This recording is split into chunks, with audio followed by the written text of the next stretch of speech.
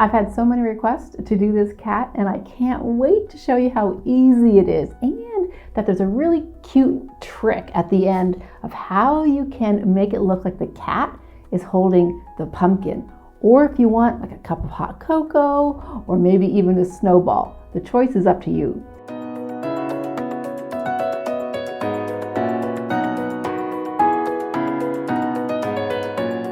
This project is pretty easy, but it does require a few supplies, mostly paper, pastel, some embellishments that are optional, and a few things like chalk pastel for the rosy cheeks and scissors and glue, your basic stuff. Okay, now before we get started, I encourage you to subscribe to the Deep Space Sparkle YouTube channel and click that belly thing to get notifications, because every Tuesday, every week, we come out with new art tutorials.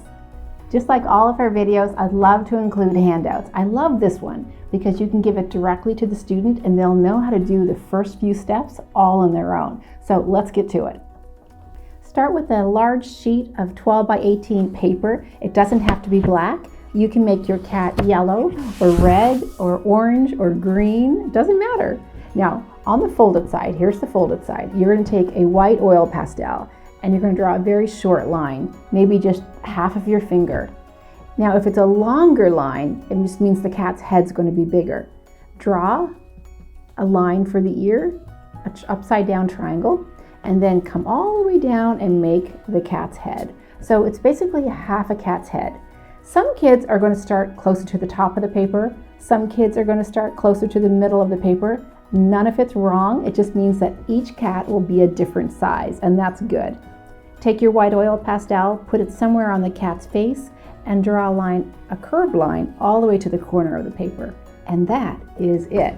Take your scissors and cut out the paper.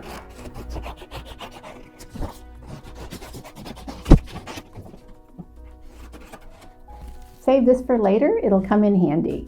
Now you can open up your cat, and we're ready to start decorating.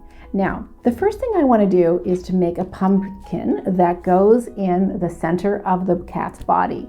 But you'll notice in my sample, the cat is holding the pumpkin. So how do you do that? Well, I'll show you. So what you want to do first is to make a pumpkin. And to make a pumpkin, all you have to do is take a small piece of paper, and I'll even make this smaller, and decide how big you want the pumpkin. I'm going to turn it over. This is just painted paper, but you can use orange paper or whatever size that you want. And I'm just going to make a line, or circle, just to kind of indicate how big I want the pumpkin. Now, make a dot at the top and at the bottom, and then I want you to draw a line meeting the two on one side and on the other side. And then keep on going around. Make a little square, and then cut that out. Remember, pumpkins are very wobbly, so you don't have to be perfect here.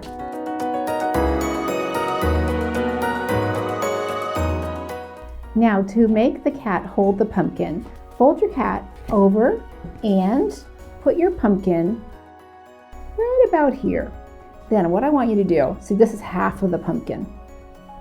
You're going to draw a line from the bottom up to just reaching the pumpkin, and then you want to make sure that there's a dot at the top of the pumpkin and right about the thickest part. Then you want to just draw a little paw.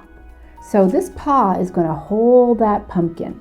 So every child is going to have a different size pumpkin, but generally it's going to be in this range.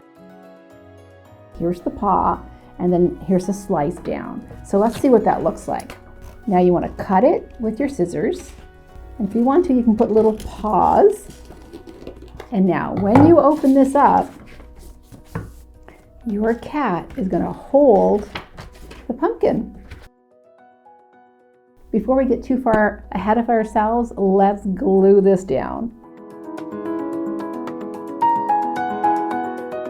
Okay, so now we're all set to do the cat's face. The first thing that we're going to do is make some circles on this white piece of paper, and the paper is folded in half. This is just scrap paper. You can use yellow or green, whatever color you want your cat's eyes, or you can leave them white. I'm going to glue these to my cat. right about here. Now I'll add the pupils in just a minute. I'm going to take a scrap of paper. You can take some pink paper, some red paper, whatever color you want for the nose. Fold the paper in half and make just a little cat's nose. It almost looks like a heart. Now when you have your heart, some glue on it and turn it upside down and put it right there. Now you're ready to draw the cat's face. So I'm going to use some white oil pastel and a black Sharpie marker.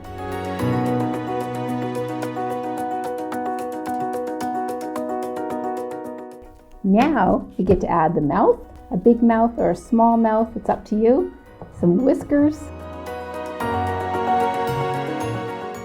And then also, if you want to take some chalk pastel, we can color inside his ears. If you have crayons, you can use crayons. If you have oil pastels, you can use oil pastels. I like the chalk because it's so soft. And I think I'll add some little cheeks here too.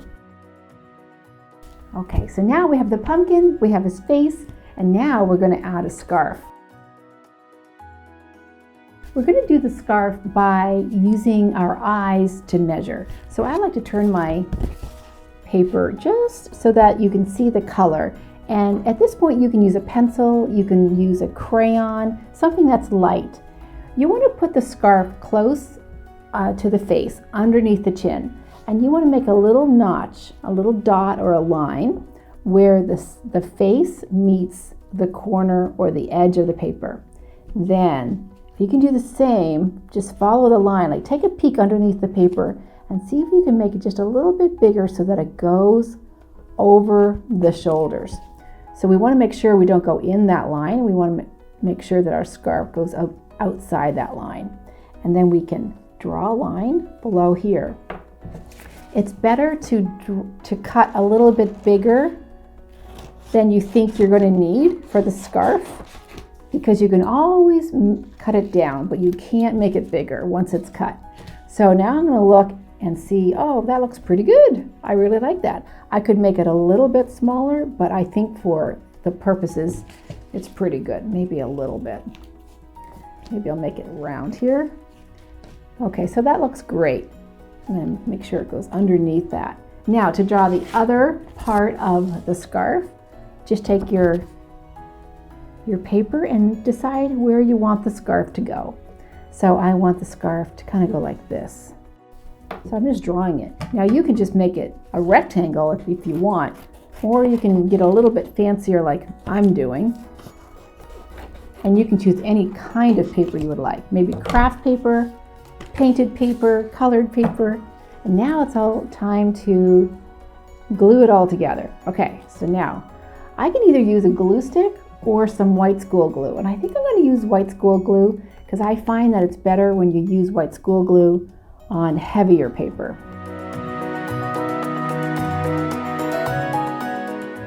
Now turn your whole piece over and see if you can just rub it down. Now you're all set for the embellishments. I found some rickrack online, and I'm going to include a link to that in the description of this video because you have to find these. These are absolutely brilliant. They come in big, huge packs, and it's almost like the perfect size for the cat. So I chose this pink color to kind of match his ears, and I'm going to run a strip of glue along the bottom. Now, do you have to use rickrack? No, you can use little strips of painted paper, you can use yarn, you can use paper that has been cut in funny shapes. You can use anything you want.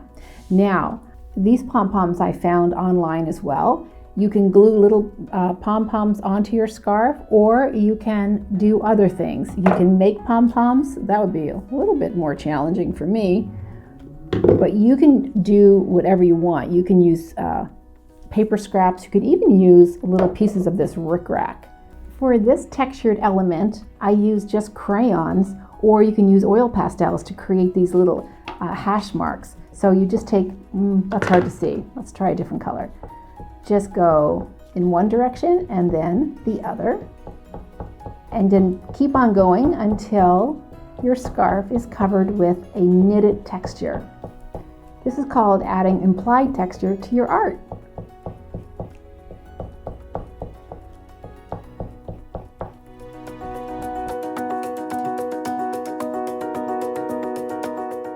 So I just love this project because I think kids can use their imagination. They're all going to have different colored scarves. Some may have hats, some might have mittens. You could go to town with this lesson.